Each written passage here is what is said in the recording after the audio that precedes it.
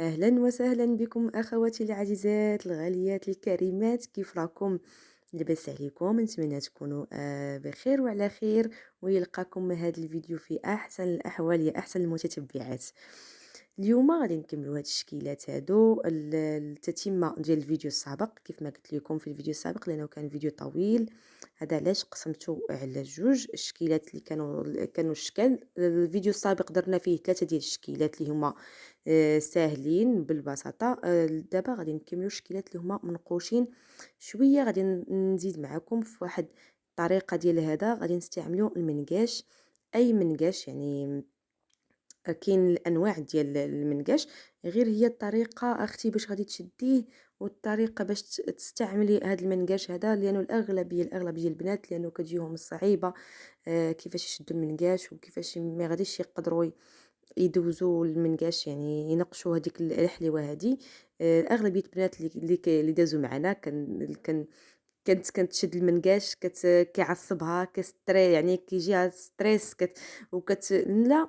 غتشديه ساهل ساهل. بالنسبه للعجين سبق لي شاركت معكم، وحتى في الفيديو السابق راني قلت الطريقه، قلت المقادير، وان شاء الله مره غادي نبقى نشارك معكم العجينه، لانه انا كنعجنها وكنديرها في الكونجيلاتور.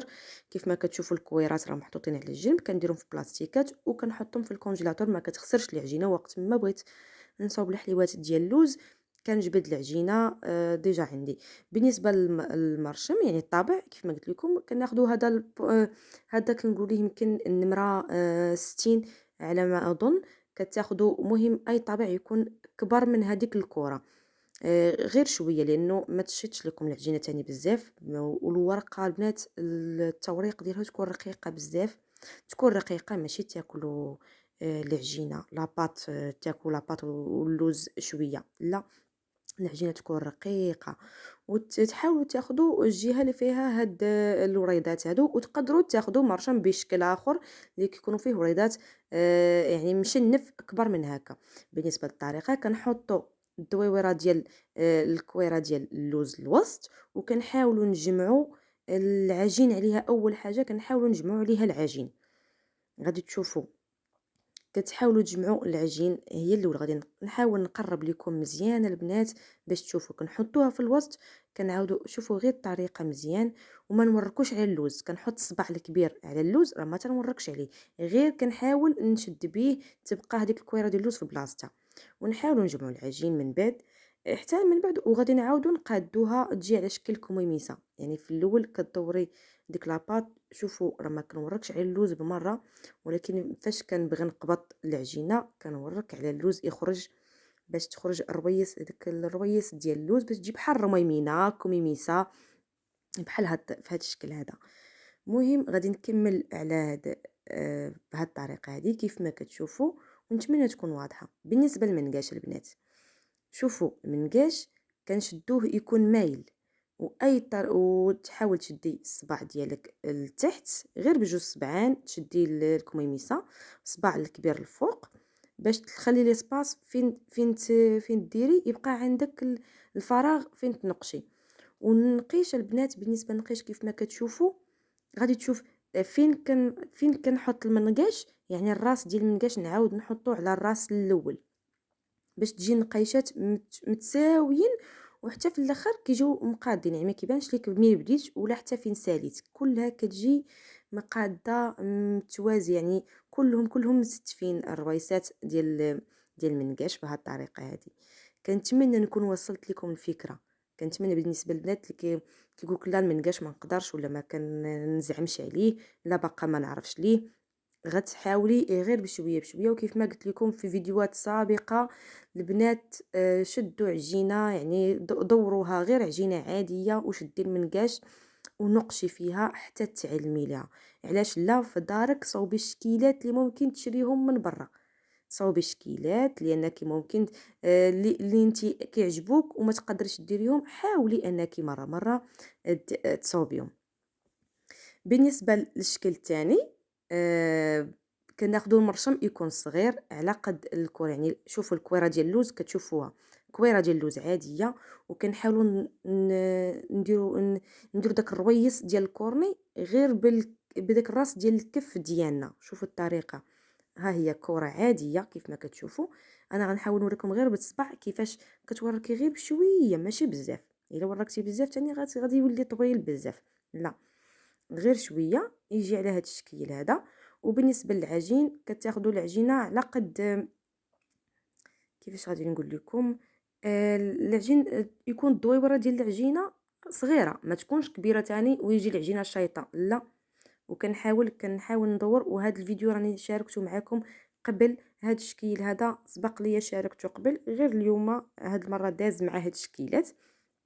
فعلاش لا ما نحاولوش نتاني نعاودوه مره اخرى باش تستافدوا، وحتى اللي جاو جداد انهم يستافدوا معنا. علاش لا، مرحبا بكم. بالنسبه تاني للمنقاش، هاد الطريقه هذه كنشدو ميل البنات. شوفوا هذاك القريين كيكون في الاول كيشوف عندك، يعني كتشديه في يدك كيشوف عندك. في الثاني كدوريه باش كيجي المنقاش. طريقه جد سهله، غير شدي وعاودي وقفي الفيديو باش تشوفي الطريقه كيفاش كنقشها. اول مره كنت تما هابطه به ميل، ومفاش المره الثانيه كنعاود ندورو وكنت تما جايه طالعه. يعني في المره الاولى كنكون هابطه ولكن يكونوا يعني كلهم مايلين. يعني كيفاش غادي نقول لكم، كنهبط به ميل المره الاولى. شوفوا الراس ديال المنقاش كيجي للبلاصه كيف ما قلت لكم في الاول. الراس ديال المنقاش يجي في تابع للنقشه الاولى. وحتى في الطلوع يعني فاش نكون غادا طالعه عاوتاني بالمنقاش كنحاول بما امكن انهم يكونوا متساويين ويكونوا يعني هاد الشكيلات هكا. وكاينين شكيلات متعدده ممكن ديروها بالمنقاش، غير هذه مبسطه اولا. اما هما شكيلات بزاف لانه ممكن تستعملي المنقاش بطريقه مختلفه. غير في هاد النقيشات هادو ممكن تنوعي فيهم. ان شاء الله غادي نشارك معكم كاع دوك الشكيلات اللي كنشاركوهم يعني المنقاش ديال المنقاش غير العادي، ولكن تقدر ديري به نقيشات اللي هما مختلفين. بالنسبه للشكل ديالنا ها هو كمل. غادي ندخلوهم الفران. الشكيلات الاولين راهم شاركت معكم في الفيديو السابق. غادي ندخلوهم الفران. قلت لكم الفران دائما يكون اللوز 150 درجه، ما تفوتوش 100 و 160 درجه، لانه اللوز ما كيبغيش ويبغي يكون ناشف. الا خدمتيه في الصباح طيبيه في العشيه ولا حتى الغد ليه. بالنسبه للكعب الغزال دائما كتبات، ولكن بهاد العجينه هذه ديالنا ما كنخليوهاش تبات. كنخدموا العجين الحليوات ديالنا في الصباح وفي العشيه كنطيبوهم. بالنسبه للشكيل، شوف الشكيلات ديالنا كيفاش جاو. كيف ما قلت لكم كندير الناباج مع شويه ديال الماء الزهر وكنخلطو مزيان، وكنحاول ندهنهم باش تشرب، باش تجي هذيك العقد ديال اللوز كتشرب ديك الناباج الملمع الغذائي مع الماء الزهر، كتجي رائعه كتعلك. بالنسبه لهذا الشكل هذا الاختيار كيبقى لكم. مره سابقه شاركت معكم فينيتو، درت ليه هذيك الفينيسيون. هذا الرويس هذا درت ليه الفينيسيون بالجنجلان. اليوم درت اللوز، خديت اللوز افيلي حمرته في الفران وطحنته شويه، هرمشته شويه بايديا. وهذا الشكل هذا كيف ما كتشوفوا نديرو في الناباج ونديرو في هذا اللويز المهرمش. هذا هو الشكيلات النهائيه. وكنتمنى تنال الاعجاب ديالكم.